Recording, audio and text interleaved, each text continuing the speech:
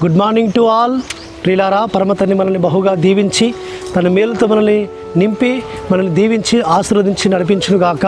ప్రియులారా, ఈ దినం అనుదిన కృపల లేఖన భాగంలో చూసుకుంటుంటే సామెతల గ్రంథం 31వ అధ్యాయం 10వ వచనంలో గుణవతి అయిన భార్య దొరుకుట అరుదు.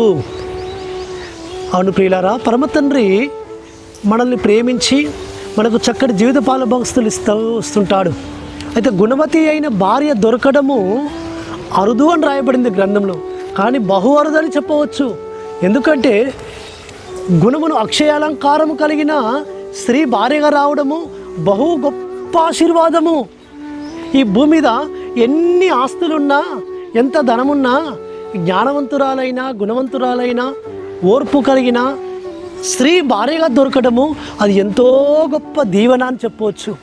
భార్య దొరికిన వానికి మేలు దొరికిన అని ఉంది రాయబడిన లేఖనము. కాబట్టి కొందరి జీవితాలలో భార్య వారికి మేలుకరంగా ఉంటుంది. భార్య రావడం వారి జీవితాలలో అది ఎంతవరకు ఆశీర్వదకరం. వారు దినదినము వర్ధిల్లడానికి వెనకాల వాళ్ళ భార్యలు ఎంతో ప్రోత్సాహపరుస్తుంటారు. ఎంతో ప్రార్థనను చేస్తూ వారి భర్తలు ప్రోత్సాహపరుస్తూ ముందుకు నడిపిస్తుంటుంటారు. కానీ కొంతమంది భార్యలు ఉంటారు సుమా. కాబట్టి పరమతండ్రి యొక్క జ్ఞానంతో నింపబడి గుణవంతి అయిన మంచి జ్ఞానముతో మంచి ఓర్పుతో సహనముతో నింపబడిన భార్య దొరకడము చాలా గొప్ప భాగ్యం అని చెప్పవచ్చు. అబిగయలు నాబాలు మనం చూసుకుంటుంటే నాబాలు మొరటు గలవాడు, ఎంతో ఇక ధర్మశాస్త్రంలో దిట్ట, కానీ అతను ఎంతో మొరటు గలవాడు, ఎంత కఠినస్తుడో. కానీ అబిగయలు జ్ఞానముతో గుణవంతితో తన భర్తను కాపాడుకుంటూ వచ్చింది. కాబట్టి ప్రియులారా, గుణవతి అయిన భార్య దొరకడము అది మన పరమతన్ని మనకు ఇచ్చిన గొప్ప ఒక బ్లెస్సింగ్, ఒక బహుమానము. ఈ లోకములో మనతో కలిసి నుండు 100 ఏళ్ళు అనగా మన ఆయుష్కాలము 100 ఏళ్ళు కనుక రాయబడి ఉంటే మనతో కలిసి 100 ఏళ్ళు ఉండేది మన భార్యనే, లేకుంటే మన భర్తనే. కాబట్టి గుణవతి అయిన భర్త లేదా గుణవతి అయిన భార్య దొరకడము అది పరమతండ్రి మనకిచ్చే గొప్ప ఆశీర్వాదము, దీవెన, గొప్ప మేలు అని మనం భావించాలి. అందుకు పరమతండ్రికి ఎంతో కృతజ్ఞతలు తెలియపరచాలి.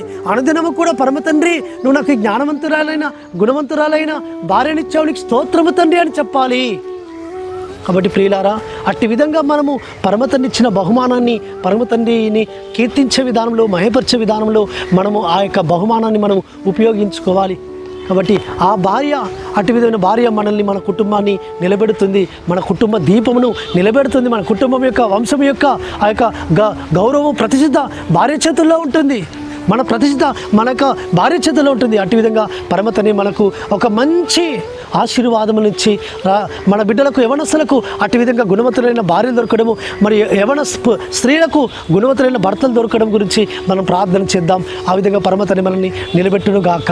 ప్రార్థన చేసుకుందాం. పరలోకమున మా తండ్రి, సర్వోన్నత గుణవతి అయిన భార్య దొరుకుట అరుదు అన్నావు నాయన. అటుది ముత్యముల కంటే శ్రేష్టం అన్నావు నాయన.